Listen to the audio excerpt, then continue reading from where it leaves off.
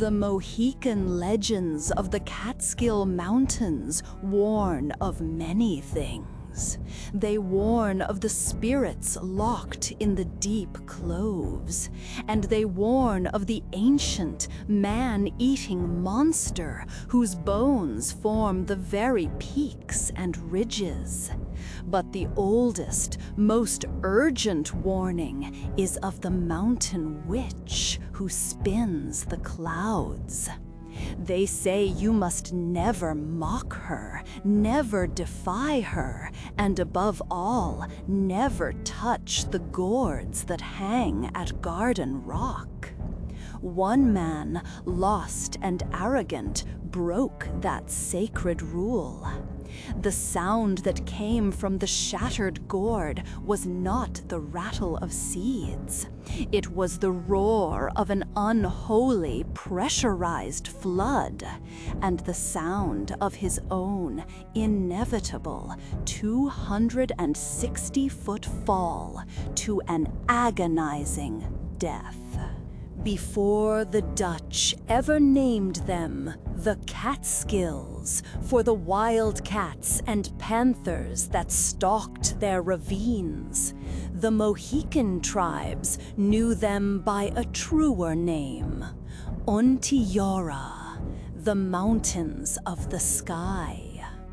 To the settlers in the valley below, they were a beautiful, misty blue barrier. But to those who lived beneath their shadow, the mountains were a place of profound dread.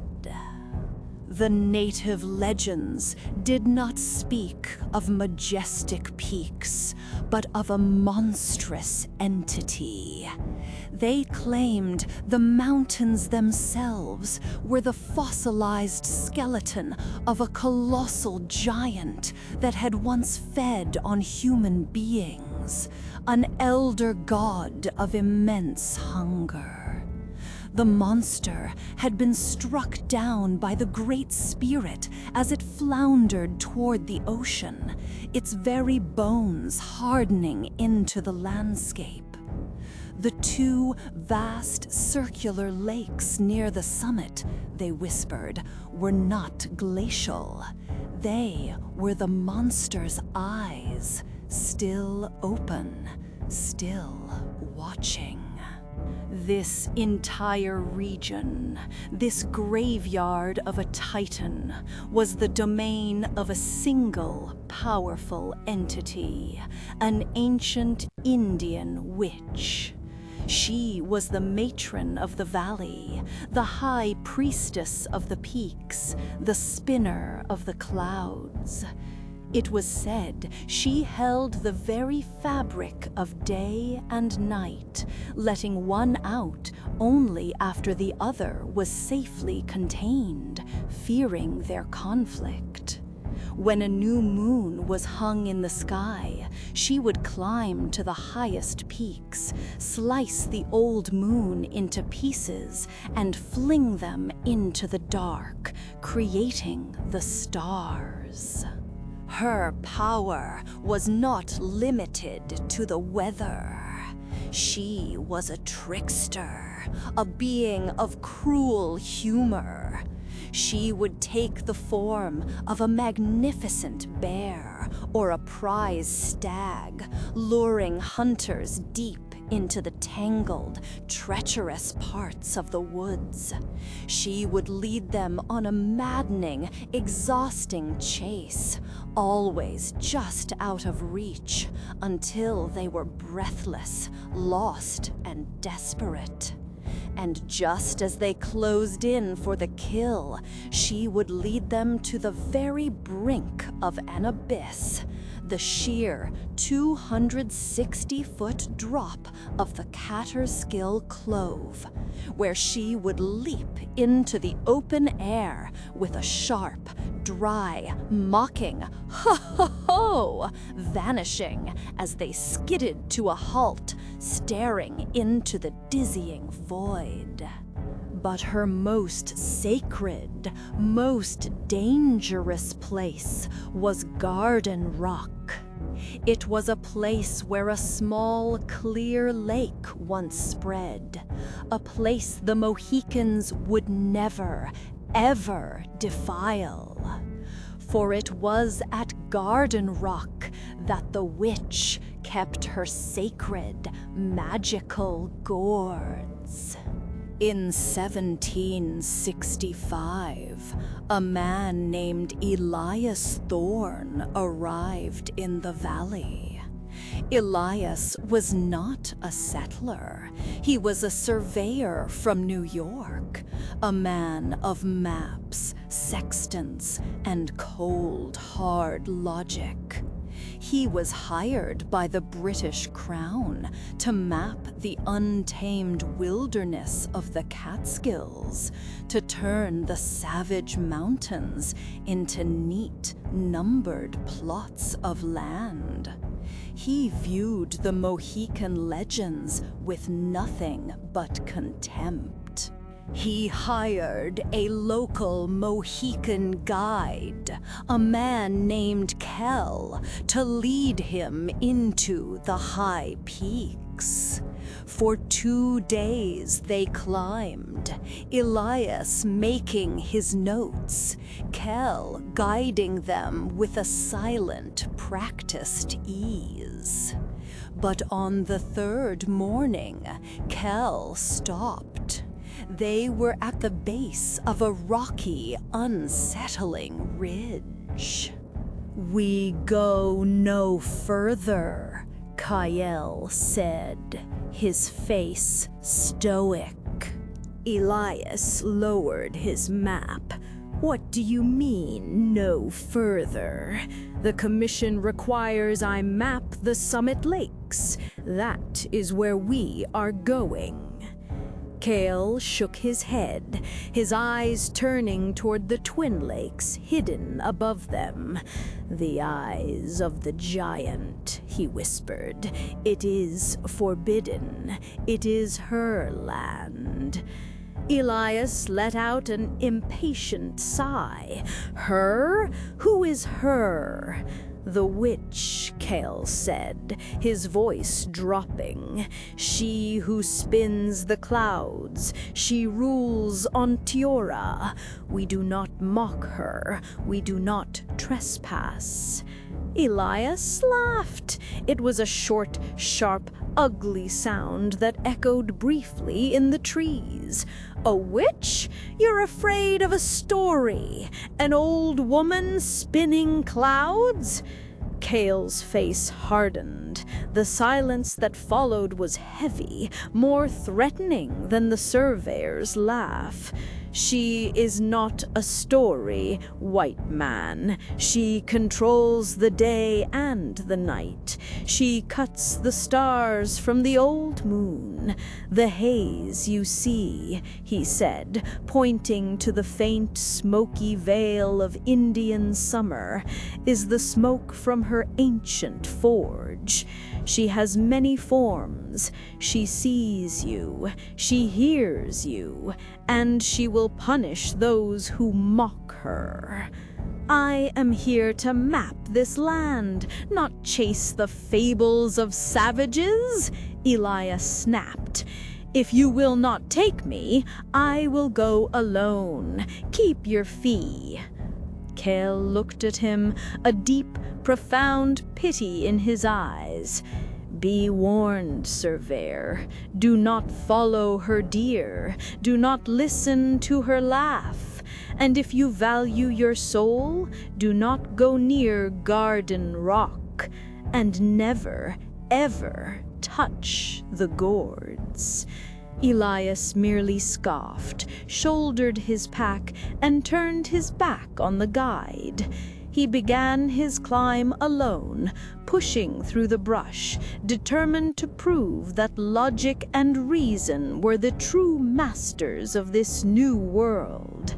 The first few hours of his solo trek were invigorating. Elias felt liberated from the superstitious dread of his guide. He reached the summit and charted the two lakes, the eyes, finding them to be nothing more than beautiful, still bodies of water. He laughed to himself, thinking of Cale's fear. But as the afternoon wore on, the forest changed. The trees grew closer together, their branches more tangled. The sun seemed to dim, and the familiar bird calls ceased, replaced by an oppressive, watching silence. He checked his compass.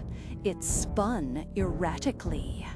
He checked the sun, but it was obscured by a sudden, thin bank of clouds that had appeared from nowhere. He was lost. Frustration turned to irritation, and as the hours passed, irritation turned to a gnawing fear.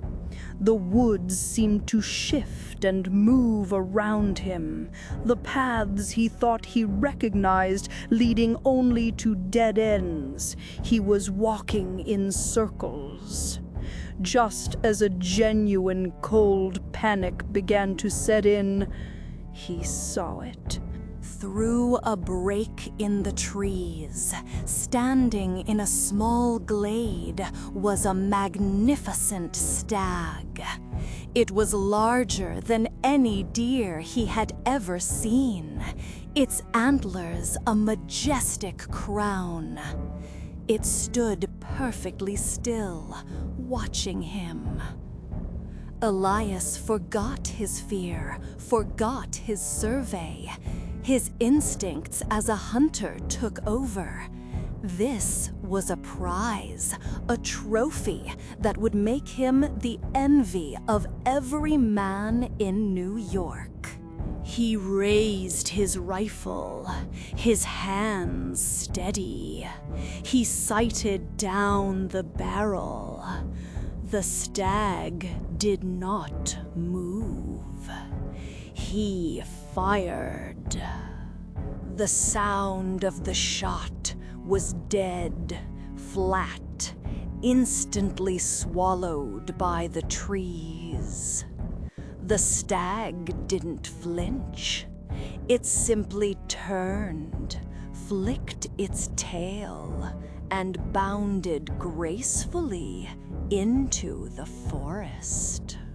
Damn, Elias cursed, reloading as he ran. The chase was on. He plunged after the animal, his logic replaced by a primal, greedy need for the kill. The stag led him on a grueling pursuit, always just out of sight. It was faster than any animal he had ever encountered. It led him up steep, rocky inclines, through thorn-thick bushes that tore at his clothes and skin, and along treacherous, narrow ridges. Elias was so consumed by the hunt that he failed to notice the sheer 260-foot drop just yards to his left. He was breathless, his lungs burning in the thinning air, his legs shaking with exhaustion. He burst through a final screen of pine branches and found himself on a high, rocky precipice. The stag was there, at the very edge of the cliff, its back to the vast, empty chasm. Elias stopped, skidding on the loose gravel. He had it. He raised his rifle one last time, his finger tightening on the trigger. The stag turned its head. It did not bleat. yet it did not make an animal sound. From its throat came a dry, airy, cackling laugh, a sound that was unmistakably human. Ho, ho, ho! The stag stepped backward off the cliff and vanished into the void. Elias Thorne stood alone on the precipice, his rifle shaking in his hands, his mind reeling in terror. The mocking "ho, ho, ho!" echoed up from the abyss below. He ran. He didn't care where, just away from that cliff, away from that laugh. He stumbled through the darkening woods, branches whipping his face, his heart pounding a rhythm of pure, unadulterated terror. Kael's warnings screamed in his memory. "She has many forms. Do not follow her, dear. Do not listen to her laugh." Night was falling fast, and the woods were now a maze of black shadows. He was utterly lost, dehydrated, and collapsing from exhaustion. He fell to his knees at the base of a large, flat boulder. He looked up, his breath catching in his throat. He was at Garden Rock. He knew it instantly from Kael's description. And there, hanging in the branches of the trees surrounding the rock, were the gourds. Dozens of them, perfectly formed, rattling slightly in the evening breeze. Elias stared at them. His throat was parched, his mouth dry as dust. He remembered the final warning: never touch the gourds. He tried to stand, to move away, but his body was failing. He looked at the gourds. They were just plants, dried vegetables. His scientific mind battled his rising superstition. What harm could they do? It was just a story. He needed water. Surely Kael had said there was a lake here. But the lake was gone, the ground dry and cracked. "Just a story," he whispered, his voice trembling. "Just a story." He reached up and pulled one of the gourds from its branch. It was light in his hand. He fumbled with it, his fingers numb. He was so weak, so relieved to have found something, that his foot slipped on a loose stone. He stumbled, and the gourd fell from his grasp, shattering on the flat surface of Garden Rock. He expected to see dry seeds. Silence. A single terrifying hiss, like a snake, came from the broken shards. A tiny spring of water, no thicker than his thumb, began to bubble from the crack. Elias stared at it, confused. Then, with a sound like a cannon, the water erupted. It was not a spring. It was a geyser, a pressurized torrent of black, icy water that exploded from the broken gourd with unnatural force. It struck Elias in the chest, knocking him flat on his back. Before he could even scream, the clearing was a churning flood. The water rose with impossible speed, to his waist, to his chest. He was swept away, the torrent pulling him, dragging him, smashing him against the very trees he had hidden behind. He clawed at the mud, at the roots, but the water was too powerful, its current too focused.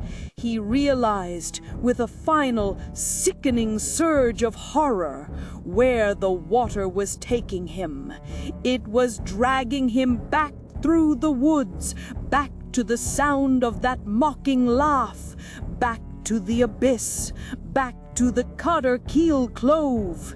He saw the edge approaching, a black void where the water simply fell away into nothing. He grabbed a sapling, his fingers slipping on the wet bark.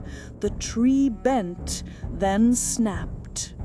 Elias Thorne was swept over the edge, plunging 260 feet into the darkness. His body was shattered on the rocks below, his final scream lost in the roar of the new, impossible waterfall. When the Mohicans found what was left of Elias Thorne days later, they were not surprised. They looked at the new, violent waterfall that had been born from the broken gourd, and they knew. The witch had claimed her price for the mockery. That stream, born of the witch's terrible, magical revenge, still flows today. We call it Catskill Creek. Was this just a tragic accident? Did a lost and delirious surveyor, in the midst of a sudden flash flood, simply stumble over a cliff? Or did Elias Thorne, a man of rigid logic, pay the ultimate price for his arrogance, becoming the final, terrifying punchline to a witch's joke? The locals say if you stand near those falls on a hazy autumn evening, you can still sometimes hear, above the roar of the water, a high, dry, cackling laugh. Leave your theories in the comments below. Was it an act of nature or the vengeance of the Catskill Witch? Don't forget to subscribe to Shadow Tales Illustrated for more deep dives into the chilling folklore of our land.